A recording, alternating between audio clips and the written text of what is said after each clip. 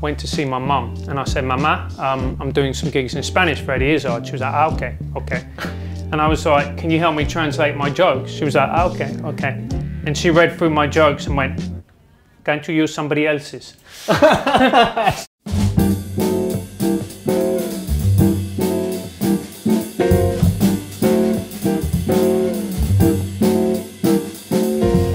Waiting for Francis Foster. I did a gig with him recently. He was very funny. I kind of got the last 5 minutes of him, and that's why I said come to do this, and he's coming along. Francis Foster. Mate. How are you doing? That's one What's of those. What's the fucking queue about? It's a cafe. Very good. I'll get you a coffee. Do you want a coffee? We just got a coffee from next door, but there's a big queue out there, isn't there? It's a massive. How do they do that? They get more people than I do at my shows. I think I need to get on TripAdvisor, mate. That's what I need to do. I've shot Francis, but you were up in my. Yeah, flat. It was. Yeah, it was. It was just before I did Joe Rogan for the first time. I remember it. Joe Rogan. You did Joe Rogan. Do you still use those? I still use them. They still get pulled and they still get used for gigs and for people saying I'm a cunt. So. Bleep. I don't think we've had that word in the show so far, have we? What, the C-bomb? Yeah, we had a lot of sweat. Did we?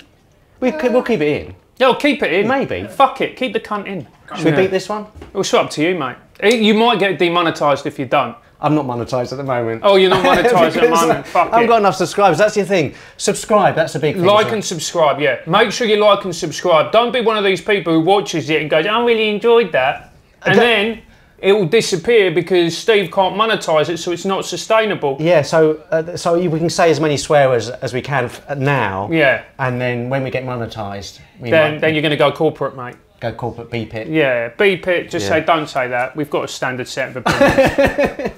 You've got these. Oh, look at that! I like that. That was Harry Morecambe. That. Do your glasses again. There. Yeah, but I mean, it was Harry Morecambe.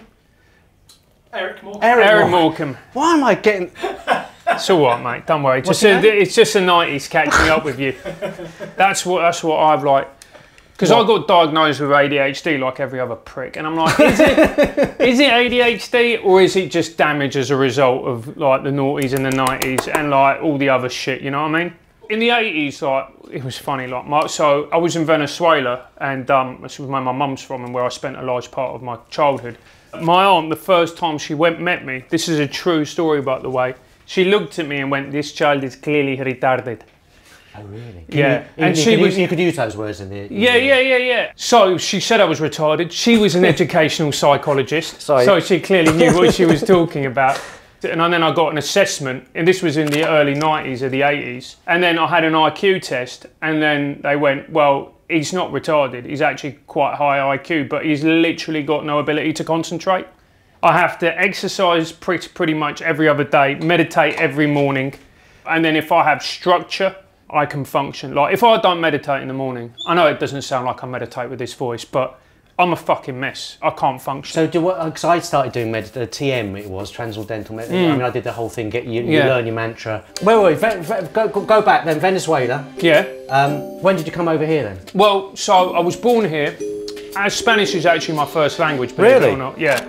And then I spent a lot of time over there being looked after by grandparents, family, whatever else. And so I was continually flitting back and forth throughout my childhood. Because your dad? From Wigan. Where do they meet then? YMCA in Wimbledon. Bloody hell. Yeah, my dad walked up to my mum and offered and said the immortal words, "Excuse me, love, are you Iranian?" That was it. And, you know, she needed a British passport, so what are you going to do? Where are they living now? Are they together in Wigan? Yeah, no, they live in South London. South London? South London, which is where I grew up. People were saying, well, you're white, and I'm like, well, actually, I'm mixed race. My grandfather was from Lebanon. That's why everyone thinks I'm Jewish, because I've got Semitic features with pale skin. And yeah, I get loads of anti-Semitic abuse online. Seriously? Oh, yeah. Oh, it's funny, I was in a gig a few years back with Ian Stone. Yeah. And this one comedian popped up, pointed at both of us and went, has anybody ever told you? We both went, yes. When did you start comedy, stand-up? I started in 2009. So I was a teacher. Teaching? I was teaching drama. It's not one of Noel James's joke. What did you teach? Bastards. Yeah. yeah. And I had a bust up with one of my bosses, like really bad. Really? Yeah. Over? It was a personality clash. Like, I didn't think she was being helpful enough. She had a bad attitude. And to be fair, I was a 26-year-old hothead, so that didn't work either. Okay. I wasn't working. I couldn't get a job in education for a while. My dad said to me, you should be a writer. Okay. You know that Robert McKee, the screenwriter? Yeah. And Robert McKee said, well, if you want to be a good writer, you need to do stand-up. Because stand-up will teach you how to write, how to create ideas, how to paint pictures in audience members' heads. And it will most importantly, one of the most important skills for writing, which no one ever talks about, is how to edit. And nothing will teach you how to edit like stand-up. I thought, well, I'll do stand-up and then I can use that to move into writing. I didn't know what I was going to write. I was like, should I do playwriting? Should I do this? Should I do that? And I did stand-up. It started out me doing that and me just working and writing and doing comedy. But then I had to quit because I got a job in teaching and I was a newly qualified teacher, and that is very demanding, very stressful. And I was working in rough schools and I just didn't have the time or the energy in order to be able to gig 4 or 5 nights a week. That's a nice shot, look at that. Good, one more. Nice. It's so important to me to do meditating because I really dislike people who go, oh, it's my ADHD. It's like, well, no. You need to take responsibility. Now, that may be an impulse that you have, but that doesn't mean that you can blame it on your impulse. Do you know what I mean? Absolutely, this is exactly what Shappy Korsandi said. Yeah. She was saying that... The amount of people that get in touch with me because they want the medication. And I would say that the medication is nothing without nature, without exercise, without learning about ADHD, without therapy. Yeah, you've got to take ownership. You've got to I lift weights. I find that's great. I can see that, mate. There are people like my mum's very unwell. She's disabled. You know, my dad is a full-time carer. Okay. I support them a lot financially. I also co-run a business. I'm writing a book. There are people who rely and depend on me. I can't go, oh, it's my ADHD, because that's not being an adult.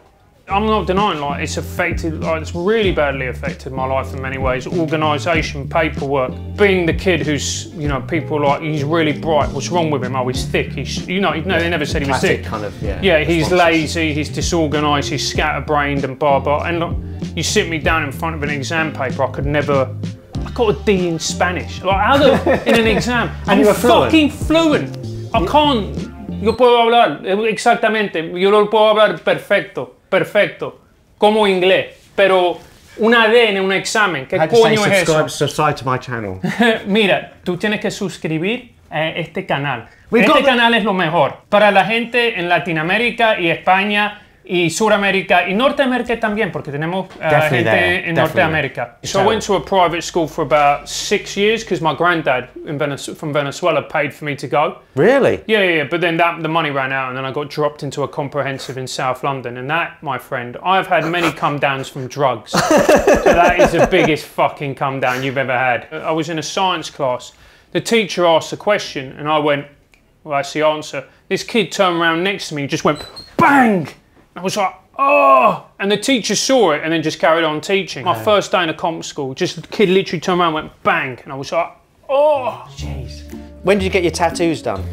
2011, 2019. I need to get them touched up actually, particularly this one, which is I'll touch them up for you. I'll touch them up, yeah, come here, darling. So this is the newer one. That's a Japanese death skull.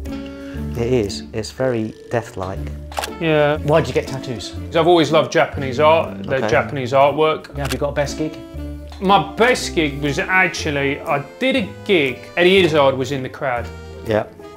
And he came up to me afterwards and was like, I really like your material. The joke was, my mum came here as a first-generation immigrant, unable to speak the language.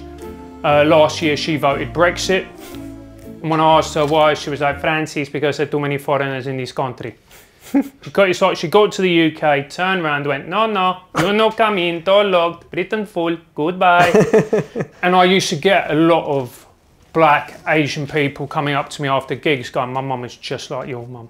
But Eddie came up to me and was like, I love your material. I think it's really smart, it's political, but it's political with a small p, but it's funny first and foremost, but it's honest, and I really enjoy that. He goes, why don't you come and open for me on my shows? Ooh. So I opened for him in Barcelona and Madrid. Really? And I did it in Spanish. I like that. Yeah. Well, it was interesting. The first one I did, I went out and I fucking died on my arse because I just started speaking Spanish and I was like, I went to see my mum and I said, Mama, I'm doing some gigs in Spanish for Eddie Izzard. She was like, ah, okay, okay.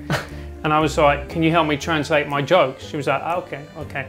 And she read through my jokes and went, can't you use somebody else's? That's funny. And then I said, I remember talking to a mate of mine, Darius Davies, who's a very good comedian. Yeah, I've shot him as a portrait. Darius Davies! And he went, well, you know what the problem was? I went, what? He went, you didn't tell them that you were going to do Spanish. So they didn't know. He goes, so what you got to do is you got to go out there and then you got to say, I'm English, I'm going to do a set in Spanish, none of you pricks are going to understand it, but laugh anyway. And then I did the second and it went like a dream. Really? Worst gig then? Worst gig? Yeah. Francis Foster's worst gig. Now this is a fucking belter. So my 13th gig, I got booked to do the Grove, South Wimbledon. Okay. So I turned up, and bear in mind this was the first pub that I'd ever been served booze. So I knew it. I knew the clientele, I mean not literally, but I knew who they were. So I went up on stage and I smashed it. And I was so happy. It was the first time I ever smashed a gig. I literally ran home. And the promoter who ran it is a really nice guy called Bob Walsh. And Bob contacted Jeff Whiting, who'd seen me at this course, and went, I've just got this kid, Francis Foster. He just absolutely levered the gig. You've got to get him to do spots. He then booked me to do 10 minutes at the Lava Lounge in Bournemouth. The people who are watching, you do not know what the Lava Lounge is. Congratulations. This was a nightclub in Bournemouth. So every Saturday, they would host about 300 stag and hens. They gave them a meal and then there would be stand-up and there'd be a disco afterwards. So it was Kevin Shepherd, James Redman, me and Terry Alderton closing. Bloody hell, that's a good bill. So James Redman MC'd. He did a decent job, James. Brought Kev on to open. Kev's a pro, always has been. Did a good job. It's a break. And then they brought me on. And I walked on stage, I looked out. There was about 186 stags and 14 hens. I looked at it and I'm getting flashbacks now, it's fucking brutal. PTSD on this. And they looked at me, I looked at them, and I thought, fuck, I'm at my depth here. And they felt it. I looked Jewish, is my first punchline. And then there was a pause. And then from the back, I heard the word Yid, Yid, Yid, Yid, Yid, Yid, Yid. And these were men in mankinis chanting the word Yid. That's terrible. So I was getting anti-Semitically heckled off the stage by morbidly obese men in mankinis. Yid, Yid, boo, get off, fuck off. And then I went, please, please, please, let me tell my joke. And then they all kind of simmered down. And I stood there and I went, okay, all right, I'm gonna. And then I told my joke and they went, boo, fuck off. And then so I walked off and I was absolutely distraught, gutted, broken. Nothing like that had ever happened to me before. And then Terry Alderton came on, and in order to get the crowd, he then did an impersonation of me doing my set. And as I walked up the stairs, I heard the words, please let me tell my joke. In your voice? Yeah. And then the whole crowd were loving it. But that visceral hatred is extraordinary. I think I've talked to Omid about it. They don't like your soul. Yes. They hate you. And that's the thing that's a bit hard to take. I think that's one of our best, worst gig stories. Yeah, it just obliterated me. It was a neutron bomb in my soul. No showbiz. Mm-hmm. Had to do another job. What would it be? You know what I was quite good at, actually? I had mates who were actors, and I was really good at working with them for them to get auditions, for them to get parts, to get the part. I was very good at like working with people on their scripts in order for auditions, and that they would go on and nail it. I'm working with a lady called Amanda Baker. I don't know, I know if you Amanda. Yeah. She's working with Jimmy Carr, isn't she? Yeah, she's working with me at the moment on stand-up. I think. Oh, really? Yeah, I think Amanda's going to be revolutionary, actually, when it comes to stand-up and comedy. And it's changed the way that I perform. It's changed the way that I look at comedy. What do you see? I see a man with a quite childlike face who's rapidly aging. Okay. No, do you know what? It's strange because I'm 42 years old and I never thought I'd reach this age. Because? You know, when you're younger, you can never conceive of getting older. Yeah. You didn't think there's something that happened to other people, and then you look at yourself and then you realise you are.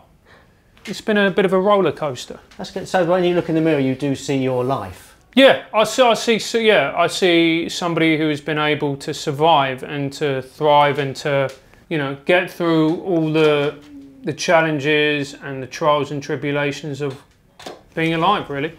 So I always ask people who come on the show whether they got a favourite photograph. All right, how about this? Go on, because that was my comedy hero. Oh man, so it's you, Constantine and Bill Burr. Yeah. As far as comedians go, he's incredibly brave in order to present himself in a way of a man who is not always the best. He knows he's deeply flawed. He knows he's deeply flawed, and I think that ability to expose oneself in that manner is what great art for me is all about. Yeah. And look, I also think as well, and I really believe this, everybody who I've ever admired has been banned or kicked out Yeah. or, you know, smeared as something else. All the best people have, all the most interesting people have. Yeah. Listen, thanks for coming, Thank you, mate. Cheers, appreciate it. It's been great, and so try and promote people who are doing, you know, because you've only got 1 million subscribers. Yeah. But you're also starting another podcast. I'm starting another podcast. Francis Foster. Francis Foster sorts your life out. Check it out. It's very small at the moment. Please follow it. Please like and subscribe it. We get great comedians on and whatever else. Spanish as well. Sí, lo podemos hacer en español, lo que tú desees, inglés o español. And follow me on all the socials at Francis J Foster and Trigonometry as well. Check it out. Yeah. Cheers, mate. Thank you.